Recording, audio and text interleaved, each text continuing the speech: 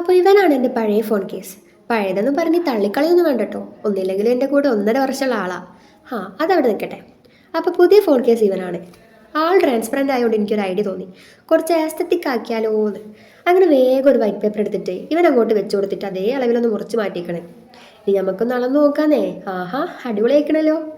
ഇനി ഇതുപോലൊരു പേപ്പർ അങ്ങോട്ട് മുറിക്കുക. കത്രിക ഒന്നും വേണ്ട കേട്ടോ, കൈ കൊണ്ട് തന്നെ മുറിച്ചോളേ. സംഭവം ആസ്തറ്റിക് ആക്കണമല്ലോ.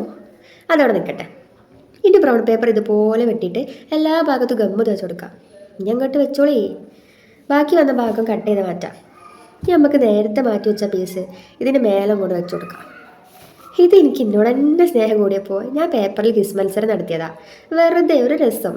അതങ്ങോട്ട് കട്ട് ചെയ്ത് ഇതിലേക്ക് അങ്ങോട്ട് വെച്ച് കൊടുക്കാം. ഇത് ഞാൻ ഏതോ ഒരു ബുക്കിൽ നിന്ന് മുറിച്ച് മാറ്റിയ പീസുകളാണ്. കുറച്ച് ആസ്റ്റിക് ആക്കണമല്ലോ, അപ്പോൾ ഇതൊക്കെ മസ്റ്റാണ്. അങ്ങനെ കുറച്ച് ഇലയും പൂക്കളൊക്കെ വെച്ച് കൊടുത്തിക്കണേ. എന്നിട്ടും എന്തോ ഒരു കുറവുണ്ടല്ലോ. കിട്ടി. ഇനി നമുക്ക് കുറച്ച് ബുക്ക് വായിക്കാം. വായിച്ചാൽ വളരും, വായിച്ചില്ലേലും വളരും. വായിച്ച് വളർന്നാൽ വിളയും, വായിക്കാതെ വളർന്നാൽ വളയും എന്നാണല്ലോ കുഞ്ഞുണ്ണി മാഷ് പറഞ്ഞത്. ചുമ്മാ സംഭവം അതൊന്നുമല്ല. ഏതെങ്കിലും നല്ലൊരു സെൻറ്റൻസ് നോക്കിയിട്ട് അതങ്ങോട്ട് മുറിച്ചെടുക്കാനാ. കിട്ടിയല്ലോ, ലൈഫ്സ് അമേസിങ് സീക്രറ്റ്സ്. അപ്പോൾ ഇതങ്ങോട്ട് വെച്ചുകൊടുക്കാം. ഇതാണ് ഫൈനൽ ലുക്ക്.